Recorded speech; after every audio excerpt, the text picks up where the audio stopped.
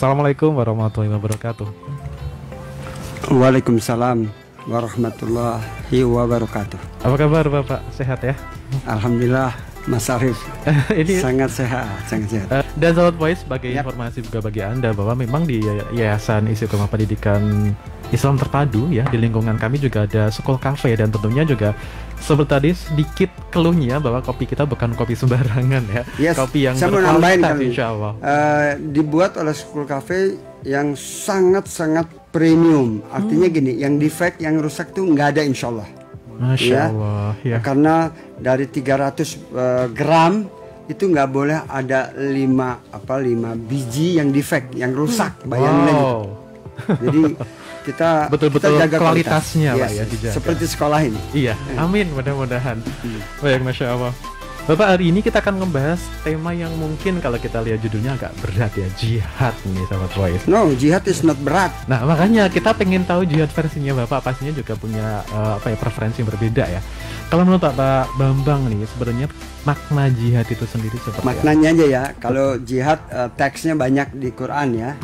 Jadi pengertian jihad itu menegakkan kebenaran, menegakkan kalimatullah ya, membela kebenaran ya.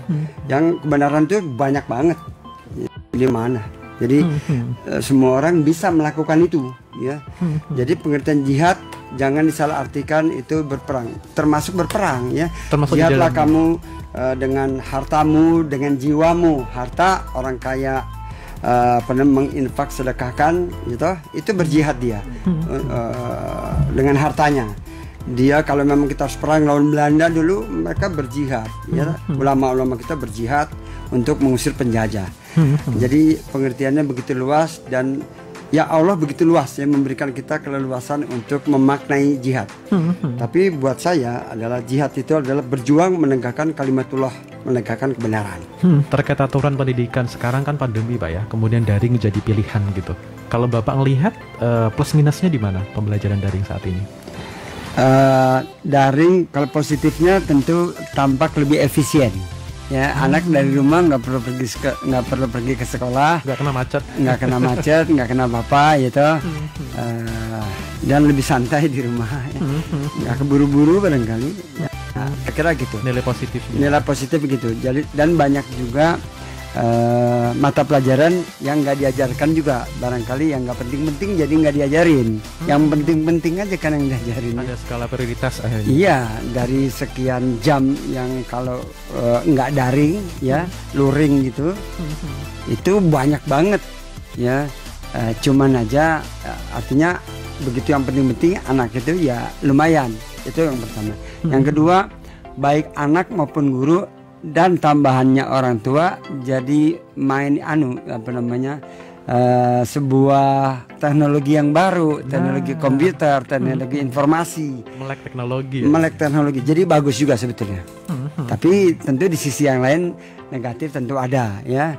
Negatifnya buat orang tua kerepotan juga ketika dia harus ngajarin ya, dia nggak kenal, kemudian beberapa kan ada kita dengar banyak orang tua yang frustasi juga ya, karena gurunya tidak ngajarin lewatan, apalagi kalau ada PR, itu bisa orang tua bisa frustasi kalau dia nggak pandai untuk ngajarin ya, dia akan frustasi itu. Karena porsinya orang tua sekarang jauh lebih banyak. Satu itu, belum lagi pengeluaran ya, kuota internet atau beli gadget ya, baik itu ini HP, mobile phone atau komputer ya, adalah tambahan biaya yang ini juga ngebebanin.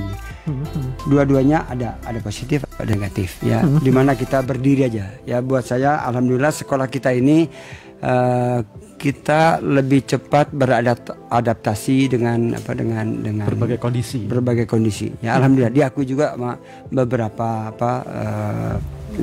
pihak. Alhamdulillah ya. Jadi rencana pemerintah juga kalau jadi sih Juli kan mau ada tatap muka dengan peraturan tertentu ya.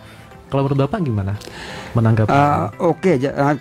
Salah satu negatif juga, selain orang tua frustasi tadi, anak-anak juga kan nggak ketemu teman, ternyata memang frustasi. Kangen juga. Kangen macam-macam, sampai mereka kan suka datang sendiri ke sekolah ya, dengan alasan apapun. ke kafe beli A beli B, ke toko beli, sebetulnya dia kangen janjian sama temennya, itu kangen. Itu nggak bisa juga dihambat kan. Nah, kalau pemerintah memang kembali akan offline gitu, akan luring gitu, maka kita berharap kita ready. Itu kan kembali kepada yang normal ya. Betul. Kita lebih ready dan lebih nyaman juga. Face to face, offline itu kita ya berhadapan dengan orang maksimal. Kita akan interaksinya maksimal. Kalau interaksi maksimal biasanya juga yang didapatkan oleh murid maksimal. Outputnya juga insya Allah maksimal. Ya, outputnya juga maksimal. Mudah-mudahan. Dan jadi apapun nanti kepastiannya, meskipun sekarang juga udah direncanakan ya. Yep. Kita tunggu. Kita doain. Yang terbaik insya Allah Pak ya. Si COVID-19 yang bikin malapetaka ini moga-moga hilang ya. Kemudian Amin. pemerintah ready dengan offline-nya. Nah, sebenarnya kalau terkait pendidikan ya, sebenarnya gimana sih menentukan standar dari pendidikan itu sendiri terkait mutu ini Bapak? Sebetulnya kalau dunia pendidikan Indonesia gampang, di undang-undang itu udah ada kok ya. Tinggal jalanin aja. Tinggal jalanin. Pendidikan di undang-undang kalau nggak salah ya, kita harus memberikan yang pertama malah iman takwa. Harusnya yang pertama. Iya. Kemarin sempat mau dihapus. Lucu memang undang-undang gitu ya. Karena kami menggali, ya kami menggali beberapa puluh tahun lalu ada iman dan takwa sebagai sumber. Kalau itu di lingkaran, yang lainnya tanda panah itu dampak dari iman dan takwa. Iya. Imannya bagus, takwanya bagus, akhlaknya bagus, ipteknya bagus, ya toh, life skillnya juga bagus. Kemudian akhlak kita nomor 2 itu iman takwa, akhlak, kemudian baru iptek. Habis itu life skill. Ini jadi bekal pendamping. Iya, dikasih itu anak-anak ya moga-moga dari hasilnya mutunya bagus. Iya, moga-moga dia jadi pemimpin yang dia imannya bagus, kemudian akhlaknya bagus. Akhlaknya bagus paling gampang nggak korupsi, nggak bohong ya. Ini yang contoh sering kita lihat. Ya, yang paling gampang nggak korupsi, nggak bohong, gitu aja. Iya. Terus mikirin rakyat. Udah kan gitu, nggak bohong tuh. Benar. Habis itu semua rakyatnya kalau di Balikpapan ya semua pemimpinnya ekonominya dibikin maju, banjir nggak ada, ya semua gitu. Dorong kerjasama, nggak egois, nggak ngambil haknya, ya kayak gitu-gitulah. Semua untuk kebutuhan rakyat lah ya. Iya. Nah, itu mesti dibimbing. Bapak, terkait pendidikan, sebenarnya esensi dari pendidikan untuk manusia itu apa sih?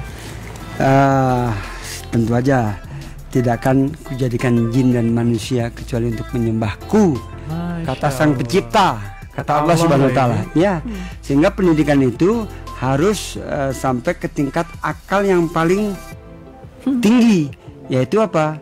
Dia sadar bahwa setelah hidup di dunia begitu banyak ilmu pengetahuan, dia tahu yang menciptakan ini, yang mengkreat kita semua ini adalah Dia yang menggenggam zat yang menggenggam diri kita ini, yaitu siapa? Yang menciptakan, kreator, Allah Subhanahu wa Ta'ala. Dan kita mesti ya bersyukur, berzikir, menyembah. Jadi perbuatan kita diarahkan kepada sana. Kan ini dunia sementara, semua orang tahu. Tapi habis itu nggak sadar ada dunia yang lain nantinya yang kekal. Betul. Nah, itu dia. Kita mesti menuju ke sana.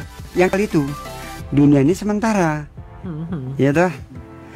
Jadilah kamu kafilah di muka bumi, bertebaranlah kamu di muka bumi untuk mencari rezeki sebagian, tapi ingatlah ya, berzikirlah kepadaku untuk akhirat.